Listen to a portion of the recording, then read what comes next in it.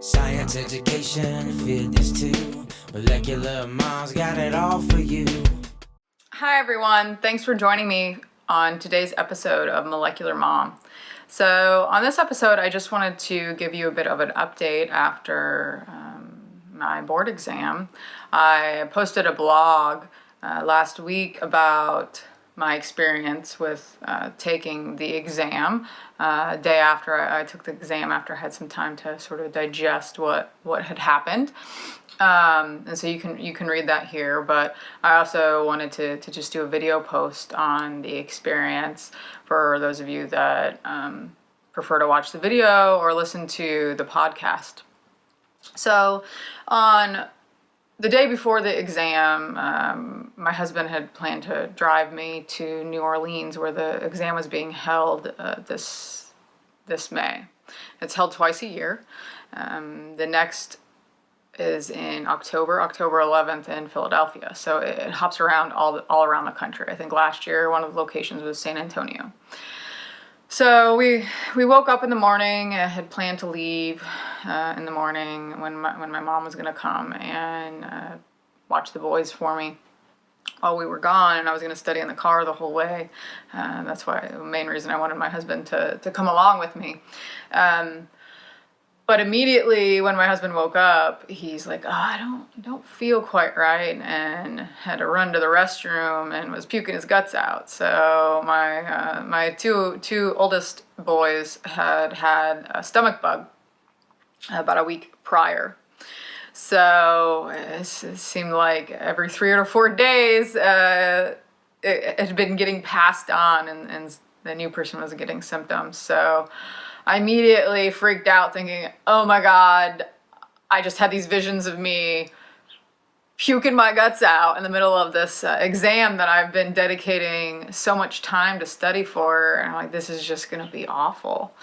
But he felt a little better after he'd gotten sick to his stomach. And we left a few hours later, and he said he didn't really feel that great, but didn't feel that he was going to have to throw up again. So that was good, but I made sure that he kept his distance. So I studied most of the way in the car, and when we got to New Orleans, we walked around for a little bit and had dinner, and then called it a pretty early night, got back in it. I think it was like 8:30 or 9 o'clock, and I studied for about another hour and then went to bed. And of course, I woke up every hour or so looking at the clock, nervous, in anticipation of the exam for the next morning, and then just worried that I was going to sleep through my alarm.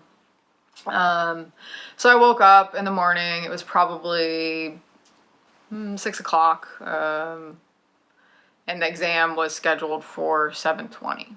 The first part of the exam was a general knowledge exam. So I got there at about 10 till 7, and they said that they weren't going to start registration until 7:20. So you needed 2 forms of ID. So at 7:20, everyone lined up, and they gave you a card that had your name, your seat number, and what exam you were taking. And you had to immediately go into the room after they gave you that card, after you showed your 2 forms of ID. It could be a passport or a driver's license, a photo ID, and then the second form could just be a credit card with your name on it, for example. So at least one official ID. So I walked in, I was feeling fine, sat down at the exam, and the very first thing that's on the desk, you have 2 number 2 pencils and an eraser. And then there was a page of rules, and I can't remember what all the rules were. But the main rule that sticks out in my head, and that they reiterated a few times, was that you could absolutely, under no circumstance, share in any way, shape, or form the content of what's on the exam. And that's when it's like, that's exactly why no one shares any information about this exam, and why no one talks about it, and why no one knows how to study for the exam. Although they provide a general knowledge binder that can help you with studying, as far as the molecular diagnostics and the specialty sections. there's just really not much out there. So you really don't know what to study other than their very, very broad outline that they give you of studying, study new technology in molecular diagnostics. That's a pretty broad field. And then at what granular level do you have to know all this information? So they make you sign that, and they repeated several times that they take it very seriously if they find out that you've shared anything about the exam, that any of the content, that they will revoke your board certification or not award your certification if you're not board certified yet. So I think that has what's scared a lot of people to not share anything about the exam. I feel that sharing my story, I'm not going to share obviously the content of the exam, but with my experience with the exam, I think it hopefully will have some value to those that are looking to take it, although I can't share what's on it. So the general knowledge portion of the exam was much harder than I expected. Even with having that binder to study, there were questions on there that aren't in the binder. The questions were very tricky in wording. There were, quite frankly, questions that there was no good answer, that they were all wrong, and I'm 100% certain they were all wrong because I went and double checked after taking the exam and was looking up some of these questions, and you have to choose the best answer, so the best of a bunch of crappy answers, pretty much. So to me, it's a little dirty. The test is a little dirty, but I've always been really bad at standardized exams personally because I'm the type of person that I never speak in certainties. I'm a gray area sort of person, and I always can pick apart every word and find an exception to the rule.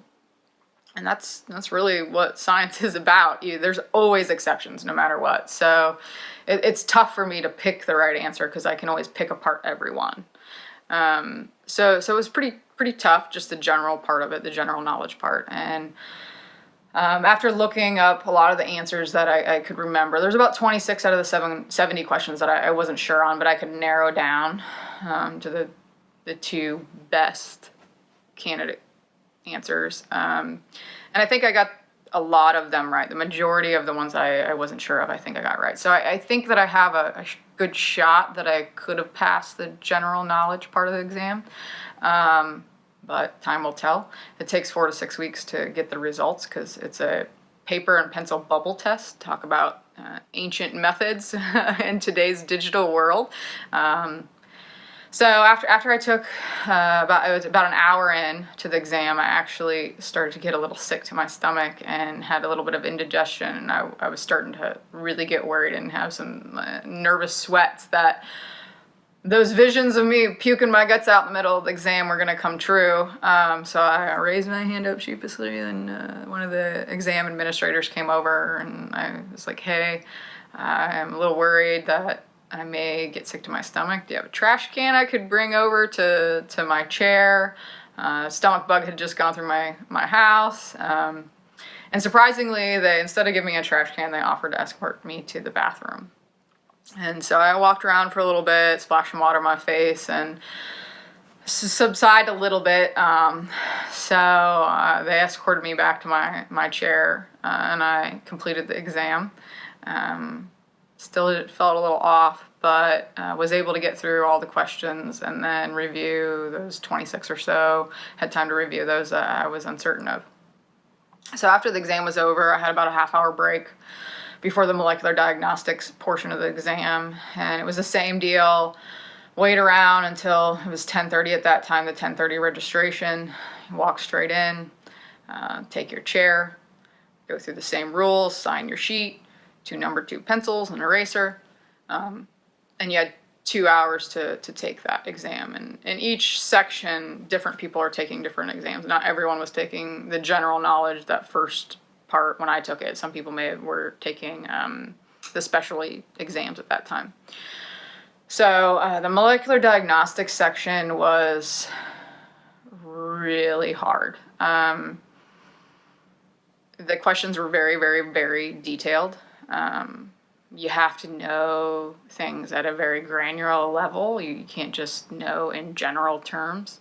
And it was very broad, so the outline that they give you, I think, is probably pretty accurate for the most part, but the outline that they give you for molecular diagnostics is so broad that, of course, it's going to cover it.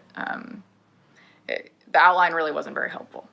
I will say that. So even though I have a PhD in genetics and molecular biology, have a postdoc of a year that I spent in metabolomics and gene expression, and almost 6 years of clinical diagnostic experience, with over half of that time being spent basically acting as a director, a section director of a molecular diagnostics lab, genetics lab. That does not prepare you for this exam whatsoever. There were very few questions that I feel like I would have been able to get right if I had not studied. Some of the general ones maybe, but now that I know that's what's on it, I will go back and restudy. But honestly, I don't know, even if when I study again, if I'll be able to pass it, because the questions were so detailed, and in areas that I'm not necessarily an expert in or have working experience in. So it was pretty discouraging after taking it, after spending so much time and effort to study over the 60-day period. A lot of people study for 6 months to a year, and they study part-time. I was hoping that being able to cram and dedicate almost full time to studying would be to my advantage, because it's a pretty much the exam is cram and dump, and that's really what you have to do. And you can't really cram 6 months in advance and think that you're going to realize something or remember something that you had studied 6 months prior. That's not how my brain works. I don't know if you're a lucky person that you can remember every little granular piece of information that you've studied. You'll do great on this exam, but I'm not one of those people. So I was pretty upset after taking the exam, because I knew that pretty slim chance that I passed it. I looked up, again, I had about 27 questions I didn't really know. I had enough time to go back through all of them and review them and try to pick the best answer, but a lot of them I couldn't even narrow it down to the two best. And